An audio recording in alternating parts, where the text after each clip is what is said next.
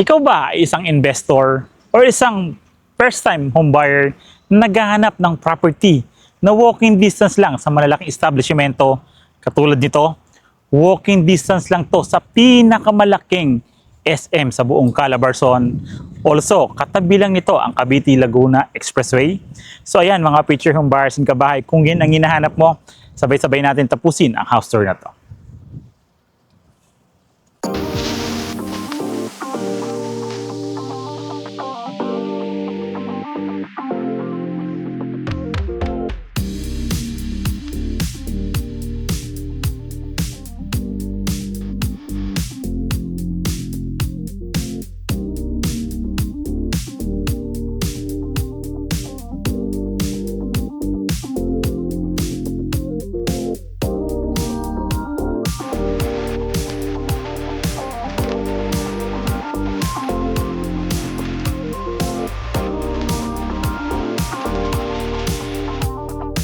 Again, I'm Randy Salvador. This 2026 ako pa rin po ang susi at tulay patungo sa pangarap niyong bahay. Tama po mga future home buyers and kabahay.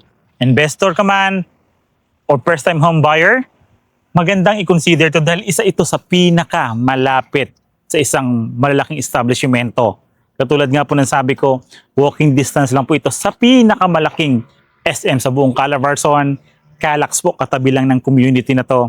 So yung mga future home buyers and kabahay, welcome to Lanelo Heights, located at Barangay Pasong Camacho, Lidos, General Trias, Cavite. And General Trias, Cavite pa to ha. Ito yung picture ko today is of si Brenda single attached house na may lot area na 77 square meter and the floor area naman po is 80 square meter. May dalawang toilet and bath, 2 bedrooms, 1 carport, balcony, and may malaking future expansion dito na pwede natin gawin is a landscape garden. Ang ganda po ng location nito, perfect to for the commuter friendly.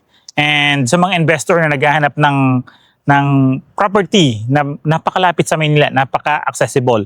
So pwede niyo po ito i-consider si Lanelo Heights. May pag-EVIG financing po tayo dito, bank financing, and in-house financing. Also flood-free po ang community.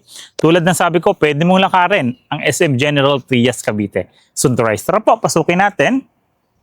So complete turnover po ito si Brenda single attached house. So kung makikita nyo, mayroon po tayong space for our car garage. Space naman po for our landscape garden dahil single attached house po ito. Mayroon din po tayong mini balcony for our relaxation na pwede tayong mag-relax every after work. So yun po, pasukin natin. So dito sa space na to, kung makikita nyo nga yan, cemented na po yung pinaka car garage natin dito. Pag ikot naman natin dito sa likod,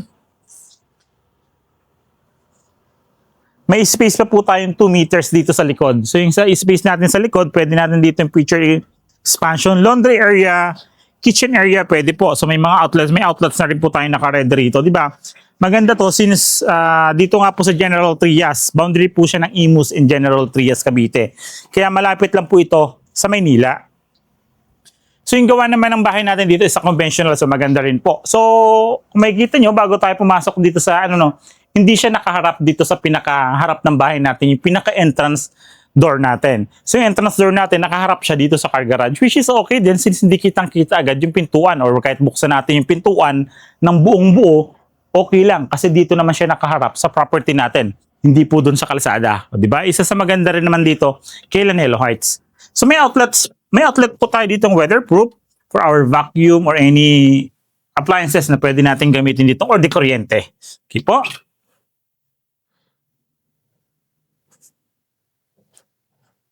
Ito na po yung actual turnover natin dito kay Brenda single attached house, which is complete turnover nga, 60 by 60 granite tiles, outlets, included na yung lahat. Ang ganda kasi kumikita nyo, may outlet na siya for the cable and internet or telephone. So maganda yung pagkakagawa din ng ng Brenda single attached house. Then pagpasok may spacious po siya, meron si Brenda na bintana sa harapan. Okay po? So pagbalik naman natin dito, kung makikita nyo, so ito yung space natin for the living area. Sa ilalim ng hagdanan natin is meron tayong cabinet for our yung space natin for the storage ng ating mga gamit, cleaning materials, so yun, pwede po. Then sa space na to, ito naman po yung kitchen countertop natin. Sa ating kitchen countertop, ito po yan, stainless sink, may faucet, may cabinet. Then sa likod po is may bintana din tayo for the ventilation is natural, source of natural light. Since no toilet and bath ito naman po yung first toilet and bath. For our first toilet and bath, sino po ba mga nakakapanood na ng mga videos natin under Masaito Development, Masaito Homes? So ito po yan, halos same po sila. Kasi kung makikita nyo, yung shower natin is naka-built-in na po yan. May outlet na rin po tayo for the electric supply natin dito. And complete accessories din po yan. And yung tile sa top may attachment niya, kasing height po yan dito sa may shower area natin. O di ba? Then may ventilation din po tayo dito and source of natural light. Sa likod natin, ito yung service area kanina pinuntahan natin. Ito ngayon magsisilbi pa nating space. Kung like for example, ayaw natin nakalagay doon yung kitchen countertop, pwede po natin siya ilagay dito. Kitchen countertop and kitchen po natin. Okay? So proceed tayo sa second floor. For our second floor, kung makikita nyo po, buhos po yan. Sementado yung hagdanan natin. Yung railings naman natin, kahoy po and metal. So combination siya ng wooden and metal. Sa footsteps natin, naka-vinyl na rin po yan. Then may anti-slip na po tayong pictures. Tara po. So dito naman sa second floor, so sa may stairway nga natin, kung makikita nyo mga picture bars at kabahay, meron din tayong glass yun na nakatapat for the source of natural light. So proceed tayo for first bedroom. For our first bedroom, so kasya po, double size bed dito sa space na to. Pwede tayong maglagay dyan ng cabinet and meron din tayong dalawang outlet dito. Then, may bintana din tayo dito, sliding windows. And, ipakita ka natin SM, Sir JP. Ang tanong SM mo. Ano siya, oh.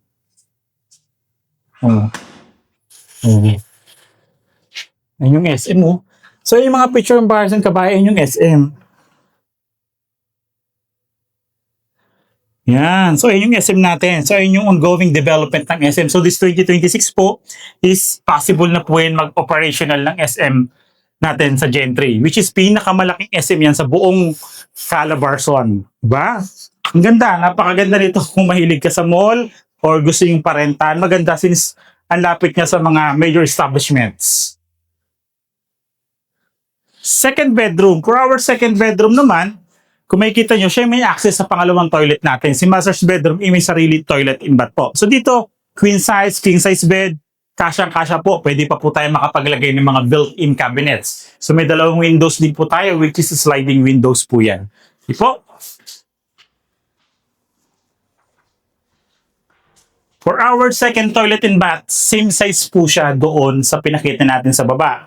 So complete accessories din niya sa shower natin. Meron na rin yung tiles hanggang sa kahit ko po siya, then built-in na rin po yung pinaka-shower natin and other, may ventilation na rin po yan. Diba? Napakasulit ito. May bank financing, in-house, and pag-ibig financing. Meron din po tayong mini balcony. Ito naman po yung ating mini balcony for our relaxation. Muni-muni after work, pwede magpahangin tayo. So kung makikita nyo naman, pakita rin natin Sir JP yung Calax. Ayun po yung Calax natin. So halos katabi rin po nitong community natin yung pinaka Cavite Laguna Expressway po. Diba? Then amenities natin is basic amenities only, which is ay nakikita na siya dyan sa video. Okay po? So ngayon, magkano na nga ba ang updated price natin ng Brenda Single Attached dito sa Lanelo Heights? Tara po, pag-usapan po natin. Ayun po, wala nga lang po tayong dress-up unit dito kay Brenda Single Attached. So actual turnover po yung pinakita namin sa inyo. So papakita ko po sa inyo yung computation ng Brenda Single Attached. Kung magkano na nga ba ang pinipictured namin na Brenda Single Attached. So nahihirapan po, Sir JP. Maktras kanina. So yun po, ang computation po ilalagay ko po siya dito sa side from total contract price, reservation, down payment, monthly amortization, and yung required income po. So pasok po ba sa inyo yan? So dito po yung computation natin for Brenda Single Attached dito sa Lanelo Heights po. So yun po, yung contact number ko naman po, naka-flash po siya sa screen, Viber and WhatsApp, para mas madali nyo po akong makontak. Kung sa mga social media accounts ko naman po siya, nasa comment and description po siya. Click nyo lang po yon, direct na po yan sa messenger ko. And kung ngayon lang po kayo napapadaan sa aking YouTube channel, like, subscribe, pindutin nyo po yung bell button para updated kayo sa mga bagong videos katulad nito. Again, I'm Randy Salvador. This 2026, ako pa rin po ang susi at tulay tungo sa pangarap yung bahay.